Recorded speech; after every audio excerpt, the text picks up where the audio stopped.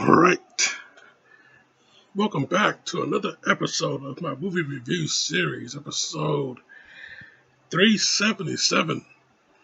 Now, last week I said I was going to return to some Soothsayer and Dragon Slayer. Well, there's no Dragon Slayers in this movie, but there is a Soothsayer, I'll tell you that. Yeah, man. Yeah.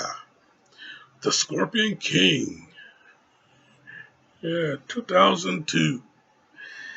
Yeah, starring at the time The Rock, but you know him as Dwayne Johnson, yeah, Stephen Brand, Kelly Hu, Bernard Hill, Grant Heslov, Peter Facinelli, and the big man himself, MCD, Michael Clark Duncan, the late great Michael Clark Duncan. Yes, yeah, the Scorpion King. Yeah, this movie, man. Yeah, this is Dwayne Johnson's um, his first movie, his first full movie. Yeah, The Mummy Returns. That was when we first saw the Scorpion King, and that was Dwayne's acting debut. But with this one, yeah, his very first movie. A Dwayne Johnson led movie. This is it right here. Yeah, man. Yeah, this movie, yeah, is a spinoff from the Mummy series, the Mummy trilogy. This is a spin-off from that. They took that character from the Scorpion King and Mummy Returns and they put it in this movie, gave him his own story. And yeah, and we saw how he became the Scorpion King in this movie. Yeah. Yeah, Matthias. Yeah. They gave him a name in this movie. Yeah, Matthias. But yeah, man. Yeah, this movie though. Yeah, this movie. Yeah, it's yeah. I'm not gonna say it's a swashbuckling adventure, even though he doing flips and everything like that. It's not exactly a swashbuckling fighter. I mean, this guy, yeah, he is a brawler. Okay, yeah, he is a brawler. You know, he's good with the sword. He's good with the bow and arrow. He's great with the bow and arrow. More on that later. But yeah, this guy, yeah, he is a brawler through and through, man. Yeah, once he gets those hands up there, get you in the body, get you in the head. You know, he can cause a huge variety. He causes a huge variety of damage. You know, you know. But yeah, I tell you though, man. Yeah. I tell you though, man.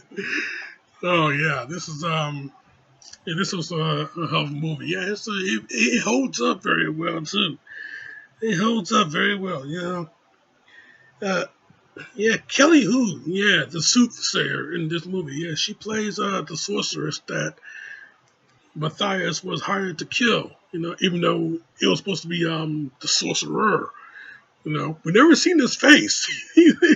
Didn't nobody never seen the sorcerer's face. But there are a few people out there that knew. There's one person out there who knew about the sorceress. You know, yeah, that was Michael Clark Duncan's character, Balthazar. And he knew about the sorceress, Memnon sorceress. You know, he, he knows all about her. So yeah, nobody ever knew about the sorceress. Everybody thought that Memnon had a sorcerer that seen visions before they ever happened, and yeah, that's how Memnon won all of his battles. You know, yeah, he had the sorcerers. He had his soothsayer. See the outcome before it happens, and then he goes in and he just attack. You know, and yeah, that's how he got his that's how he got his fortune. That's how he got his accolades and everything like that. He had a nice little cheat code. before he went and took on the boss battle. So yeah, man, I tell you. But yeah, nobody knew about this sorceress. So yeah, once Matthias and his other two brothers, once they were hired to go and kill the sorceress and kill Memnon sorcerer, they infiltrated the camp, his kingdom, whatever it is. They infiltrated his spot, but you know they got the uh, uh, uh, damn, thought escaped me. They got the jump. They got they got the drop on him. Yeah, they got the drop on him. Yeah, Memnon got the drop on him. You know, Matthias. He was he had the bow and arrow, and he was in the sorcerer's quarters, and and he was gonna fire until she turned around, and we find that it's female. The sorcerer is a female. Yeah, she knew his name. She knew why he was. She knew why he was there. So yeah, instead of killing her, later on, she was proven to be more valuable to him alive. So yeah, he yeah he pretty much had her in in his um in his clutches. And yeah, here's something that nobody ever knew. She wanted to get away from Memnon the whole time, but she didn't want to be with Matthias either. But hey, yeah, the one night when she was trying to escape, she had a rope tied to her leg. She had a rope tied to her leg, and the other end was tied to Matthias's leg. So yeah, she tried to escape, but she didn't get very far. And yeah, they found out about each other. They yeah she knew more about him than he even knew about himself. Of course, she's the sorceress. So yeah, I tell you, man. Yeah, she pretty much agreed to help him through this whole thing. Yeah, she agreed to help him, and then pretty much eventually they started to fall for each other. The whole cliche of these type of movies, these type of action movies. But yeah, I tell you something. Yeah, once Balthazar and Matthias first meet up, yeah, they have a really damn good fight scene. I tell you, man. Yeah, when I say that Matthias was a brawler, hell, so is Balthazar. But yeah, they had a real good fight scene, you know, and yeah, you can see that these two, as far as brawn is concerned, these two are very evenly matched, But yeah, Matthias, he's the more skilled fighter, Yeah, he won the fight, even though they are evenly matched, as far as strength is concerned, Yeah, Matthias, more skilled fighter, Yeah, he won the fight, Yeah, he actually you yield, yeah, he'll never yield. But yeah, Memnon, uh, Matthias, he pretty much um, made a pledge that he will take out Memnon. He will take out Memnon. Um, by any means. He'll do it alone if you have to. And hell, Balthazar, he respected that shit. So yeah, he agreed to become his ally in this quest for personal for in this quest. Yeah, I guess you could say it is a personal matter because Memnon also took out both of Matthias's brothers. He took out his whole family pretty much. So yeah, he wanted to, yeah, he going to go after Memnon. He going to go after his head. And yeah, now that he has help in this whole thing, this is a much more interesting story. But yeah, I tell you though, yeah, um, Grant Heslov, the comic relief for this whole movie, the comic relief, you know, yeah. On two occasions, he met Matthias's fist, you know.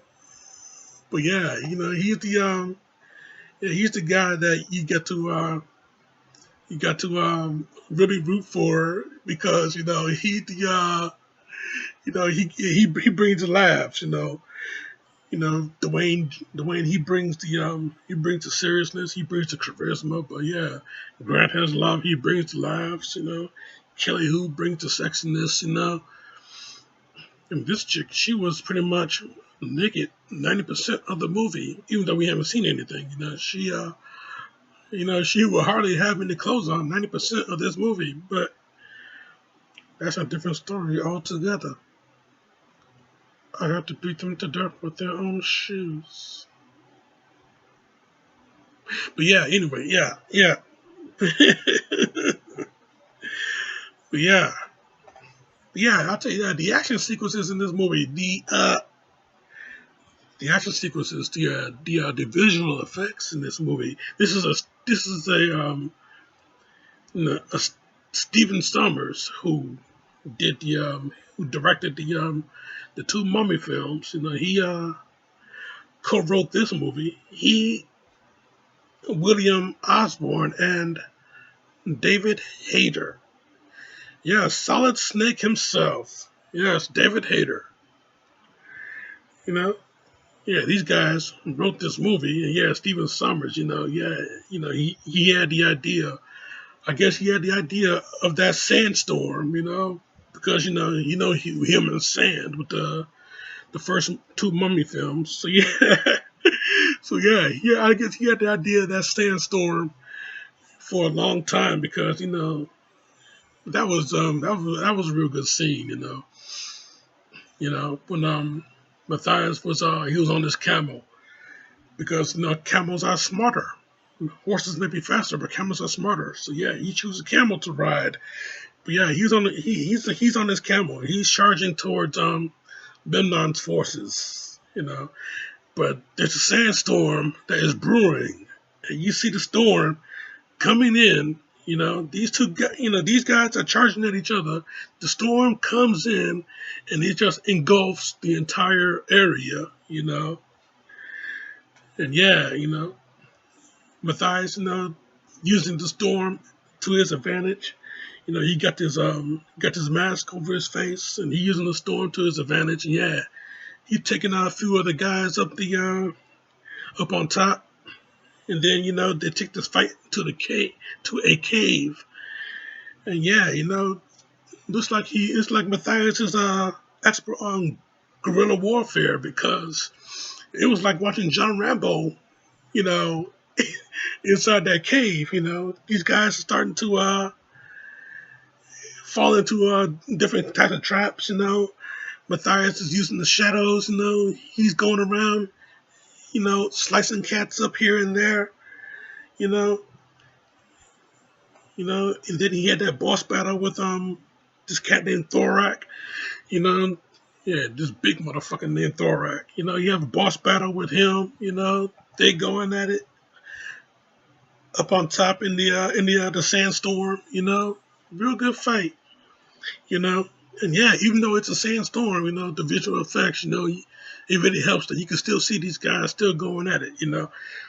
So yeah, I tell you, man, yeah, seeing those guys going at it, and then yeah, he takes out Thorak, and then yeah, Thorak he got this poisoned arrowhead, you know, take the cover off. The arrowhead is poisoned by scorpion venom. So yeah, he jammed that son bitch into Matthias's leg.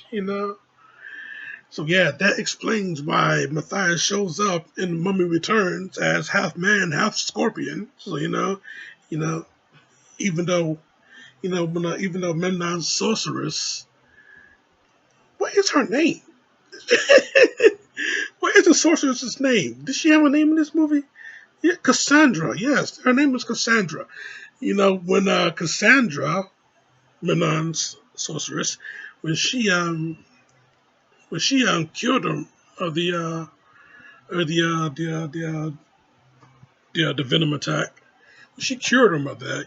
Yeah, she couldn't save the fact that the blood of the scorpion is going to be in his veins for the rest of his life. So yeah, now that we see him in Scorpion, whenever we see him in Moment Returns, we see the monstrous version of him. Half man, half scorpion.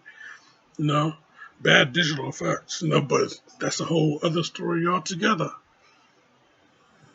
I had to beat them to death with their own shoes.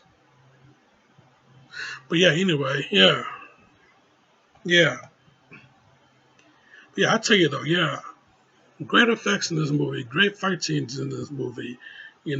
Story was what you expect to see in a sword and sorcery action film. I mean, hell, earlier this month, you guys saw it. I covered Conan the Barbarian, and yeah, even though that movie was much more defined, this movie right here, Scorpion King, it is just as good. It's not better, never better, but it's just as good. You know what? Yeah, I'm gonna say right now, this movie is an automatic 4 out of 5. But yeah, man, yeah, the final fight scene though. Once Matthias finally got to Memnon, once he finally got to him, yeah, they had a real good. He had a real good sword fight. Now, Memnon, he's good with the sword, but he's good with two swords also. Yeah, at one point, he put the swords in some fire. Now he got some flaming swords that he's fighting Matthias with. But yeah, he got some flaming swords to fight Matthias with. Yeah, he's going at him. Matthias, yeah, he's blocking every single shot. Yeah, I think I heard Dwayne in the commentary say, it's a little hard to fight with flaming with some flames in your face. At one point, yeah, you see him, his eyes is a bit closed because every time the swords clashes, the flames, man. I tell you, yeah, it was a little bit hard to fight with the flames coming at you, but yeah, but yeah, yeah, that fight though, you know, great stuff, man, great stuff. You know, you know, fight ended with Matthias's bow and arrow. Like I said, he's good with a sword, but he's great with the bow and arrow. He pulled back on that sucker. Threw in a nice little line. Yeah, catch this.